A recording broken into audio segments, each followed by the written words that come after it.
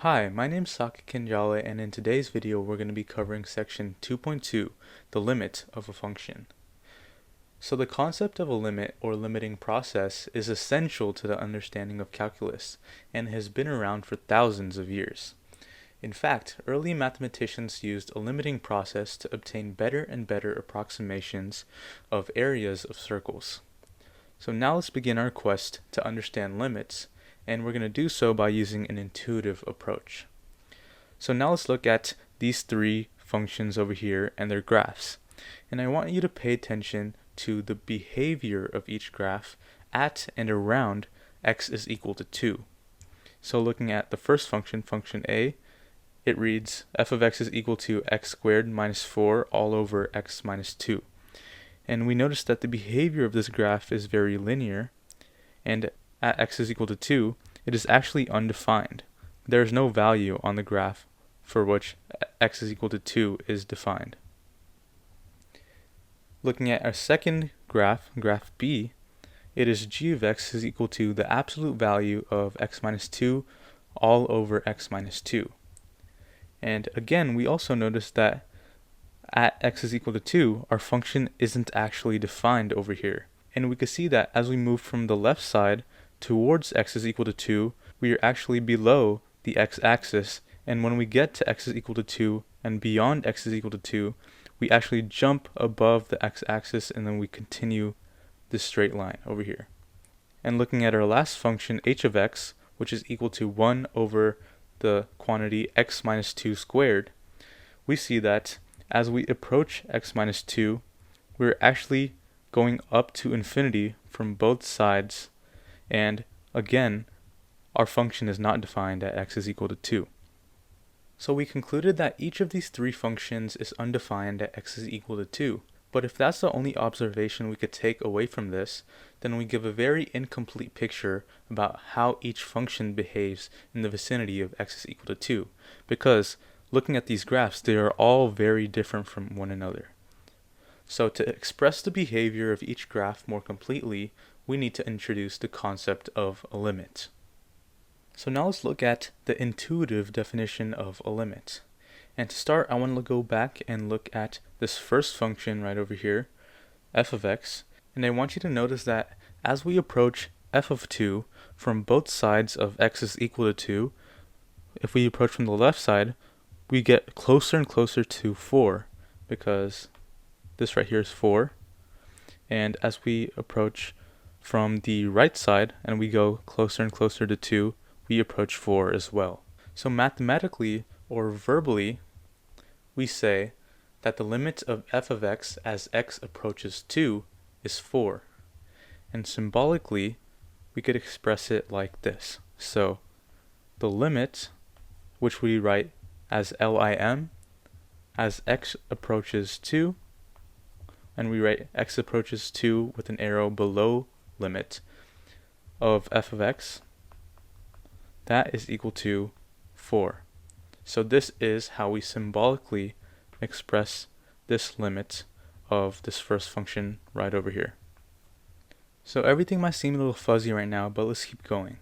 We can think of the limit of a function at a number a as being the one real number L that the functional values approach as the x values approach a, provided such that a real number L exists. And below we have the following definition. So it says, let f of x be a function defined at all values in an open interval containing a, with the possible exception of a itself, and let L be a real number. If all values of the function f of x approach the real number L as the values of x approach the number a, and over here it says where x is not equal to a. So if all values of x, not including x is equal to a, approach the number a, then we say that the limit of f of x as x approaches a is L. More succinct, as x gets closer to a, f of x gets closer and stays close to L. Symbolically, we express this idea as the limit of x approaching a of f of x is equal to L. So everything still might be a little confusing right now, so let me put it in this way.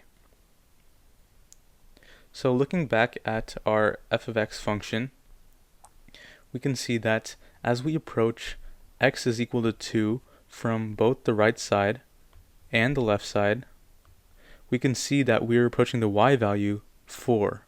So looking back at this standard equation, we could see that L is basically the y value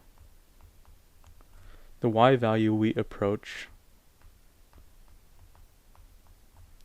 as x approaches a.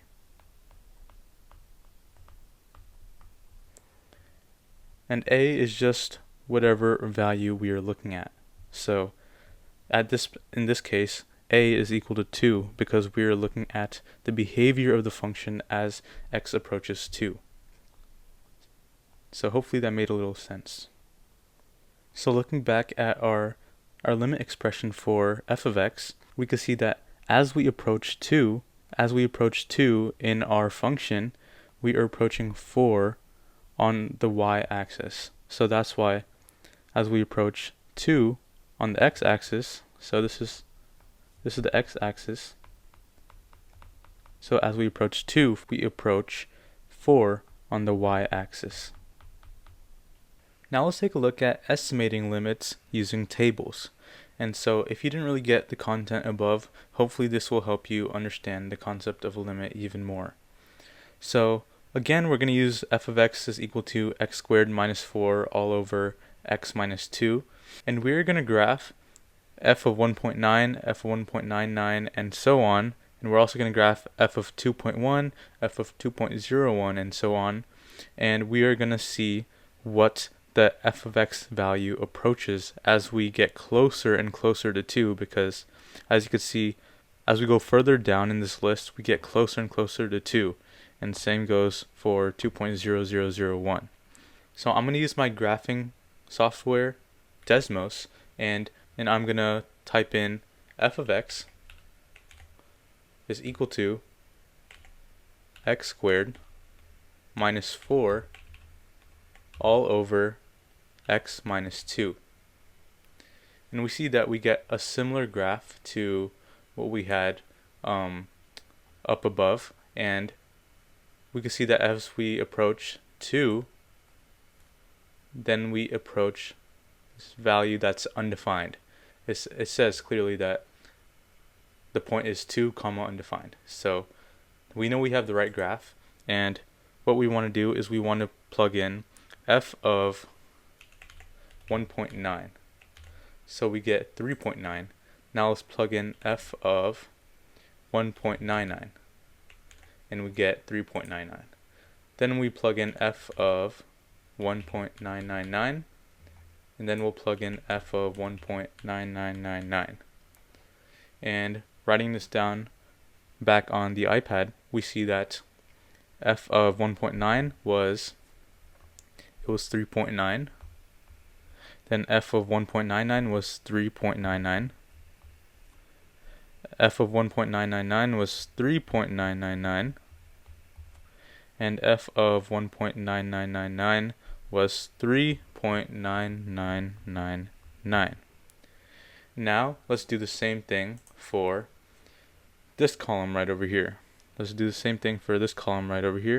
So we could plug in f of 2.1, and then we could plug in f of 2.01, then we'll plug in f of 2.001, and finally we'll plug in f of 2.0001.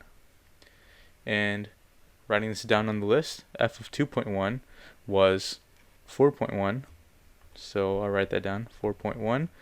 F of 2.01 was 4.01. F of 2.001 was 4.001.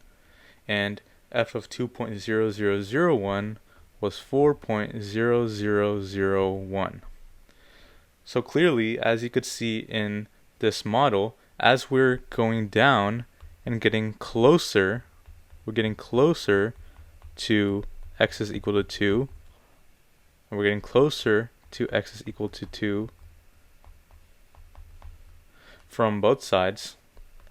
We're getting closer to x is equal to 2 on both sides, and these values, these f of x values, are approaching 4. They're getting closer and closer to 4 from both sides. So if both columns approach a common value L, or a common L value, we state that the limit as x approaches a of f of x is equal to L. And so that's why the limit as x approaches 2, because we're approaching 2 on the x value, on our x-axis, of f of x, that is equal to 4, because we're approaching 4 on both sides of our y-axis. Now let's look at example 2.4, and it says to evaluate the limit as x approaches 0 of sine of x over x using a table of functional values. And when it says using a table of functional values, it just means to do what we did in our previous example right over here. So let's go ahead and start. And the best way to start to approach this problem is to simply graph sine of x over x. So let's do that on Desmos. So switching over to Desmos, we could graph f of x is equal to sine of x all over x. And we see that we have this oscillating pattern over here, but it's not exactly like a sine or cosine graph. And right off the bat, we know immediately that f of 0 should be equal to undefined, because anything divided by 0 should be undefined. So sure enough, when we approach 0, we see that it is undefined at x is equal to 0. So we got that right. And so now we have to choose our x values approaching 0 from the left-hand side, and we have to do the same for the x values approaching 0 from the right-hand side. And so starting from the left-hand side, I think a good number to start with is negative 0.1. And so moving back to the iPad, we can write negative 0.1. Next, we could write negative 0.01, and then we could just keep adding a 0. So 0.001, and finally negative 0.0001. Looking at the x values approaching 0 from the right-hand side, we can choose something like 0.1. So I think 0.1 would work. So writing down on our iPad, we have 0.1, 0.01, 0.001, and finally 0.0001. And now let's go back to Desmos and let's find each of these f of x values. So first we have f of negative 0.1, f of negative 0.1. Then we have f of negative 0.01. Then we have f of negative 0.001. And finally we have f of negative 0.0001. So they all look pretty similar. They all have 0.99 in them, but we could see that as we're getting closer and closer to 0, like as we get closer and closer to 0, our f of x value becomes much, much closer to 1. And so let's go back to the iPad and just write down the values that we obtained. So f of negative 0.1 is just 0.998334, and it goes on. F of negative 0.01 is 0.999983, keeps on going. F of negative 0.001 is 0.9999998, and it keeps going on. And f of negative 0.0001 is 0.9999999, and it keeps just going. So we can see that as we're approaching 0, we're almost getting to 0 over here. We are getting closer and closer to 1. We're getting closer and closer to 1. And now let's look at the x values approaching 0 from the right-hand side. So going back to Desmos, we have f of 0.1, then we have f of 0.01, we have f of 0.001, finally we have f of 0.0001. And you can see that they're the exact same values as their negatives.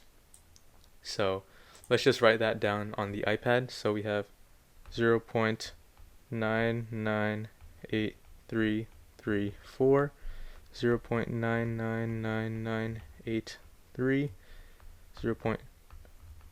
Bunch of nines. That looks about right.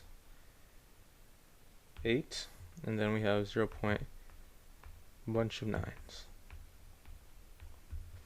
So this, as we approach 0 from the right hand side, we are also approaching 1. We're also approaching 1. So the limit of sine of x over x as x approaches 0 is simply equal to 1. And this is our answer over here. Now let's work on example 2.5, which is very similar to example 2.4. So it wants us to evaluate the limit as x approaches 4 of the square root of x minus 2 over x minus 4 using a table of functional values. So again, let's go to Desmos and let's graph this function. So we have f of x is equal to the square root of x minus 2, and that's all divided by x minus 4. So we notice that this graph starts at the point 0 and then it goes all the way to infinity. So its domain is from 0 to infinity, including 0. And so we want to find the limit as x approaches 4, so right over here, and we notice that it's undefined at 4 because if we were to plug in f of 4, then it would be 0 divided by 0. Actually, it would be 0 divided by 0, which is undefined, so that's why there is no value at x is equal to 4. So to figure out the x values that approach 4 from the left side, I think it'd be a good idea to choose 3.9, something like 3.9. So going to the iPad, I'll put 3.9, and I'll just keep adding a 9. So 3.99, 3.999, and finally 3.9999. And for the x value that approaches 4 from the right hand side, we could just choose something like 4.1. So going back to the iPad, we have 4.1, 4.01, because we're getting closer to x.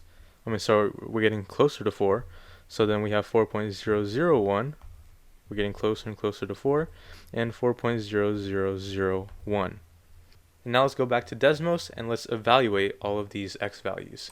So we have f of 3.9, then we have f of 3.99, f of 3.999, and finally f of 3.9999.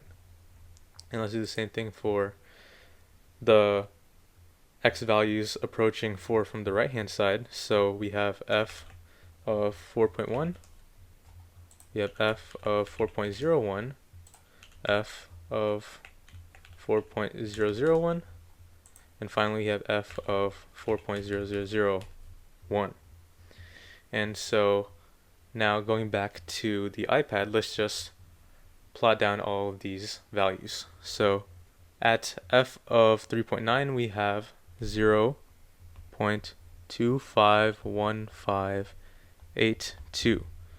For 3.99 we have 0.250156. Yep. And then for f of 3.999 we have 0.250015. And lastly, for our last one, we have 0.25 0, 0, 0, 1. Now let's go to our x values approaching 4 from the right hand side, and f of 4.1 is 0.24845.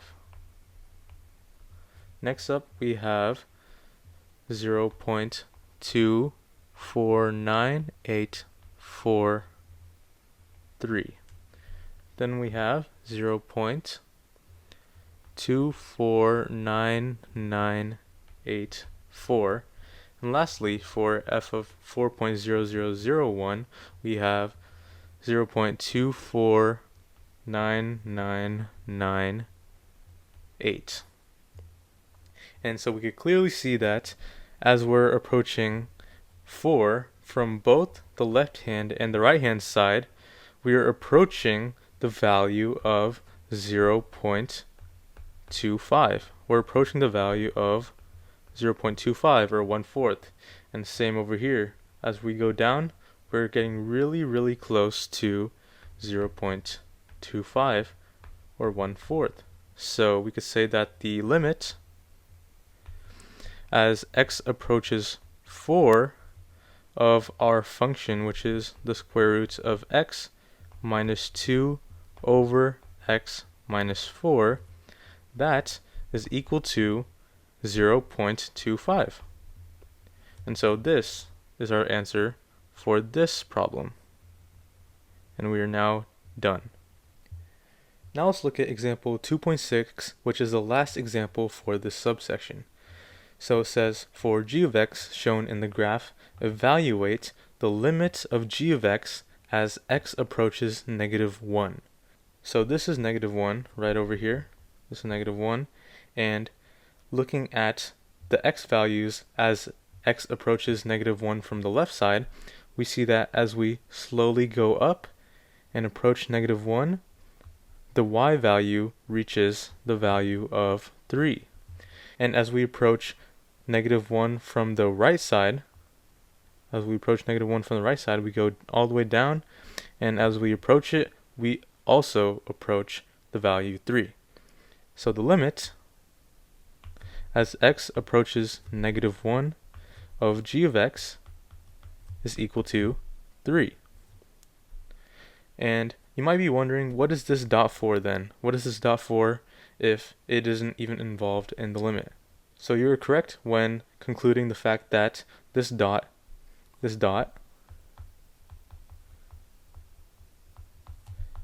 isn't involved in the limit. So this dot isn't involved in the limit. But what is its significance? So the answer to that is f of -1. So what if you wanted to solve for f of -1? You wanted to find the y value of f of -1. Well, if that dot wasn't here, pretend that it wasn't there, then the f of -1 would be undefined. It would be undefined, or it would be does not exist. Because at x is equal to 1 on this graph, on this continuous graph, there's a hole at x is equal to -1. So the y value does not exist at x is equal to -1. But because we have this hole over here, it gives f of -1 a value, and that value in this case is 4. So f of -1 is 4. So that is its significance. Now let's talk about two important limits that you should know. The first limit is the limit as x approaches a of x, and that is equal to a. And in this case, a is a real number. So the reasoning here is pretty straightforward. So it says, observe that as x approaches a, so does the function f of x, since f of x is equal to x. So this is basically f of x, and that's equal to x.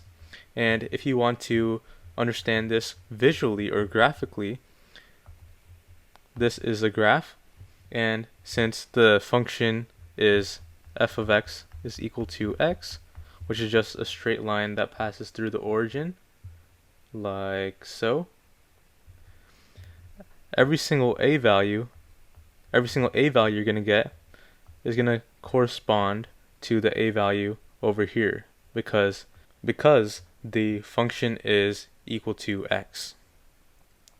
And for the second important limit, it says the limit as x approaches a of c is equal to c, where c is a constant. And so, again, to understand this graphically or visually, let's say that this is c, and we have a line that goes all the way through c, because f of x, in this case, is equal to c, so we just have a straight horizontal line that intersects every point c. So anywhere you define a, the y value will always be c, which is why we have this limit equaling c every single time. So we can also look at this table below, and it will help us understand that no matter what a value you're approaching, you'll always be approaching this c. You'll always have c as your y value, so it won't matter. And below it says, observe that for all values of x, regardless of whether they're approaching a, the values f of x remain constant at c. So these are the two important limits that you should know.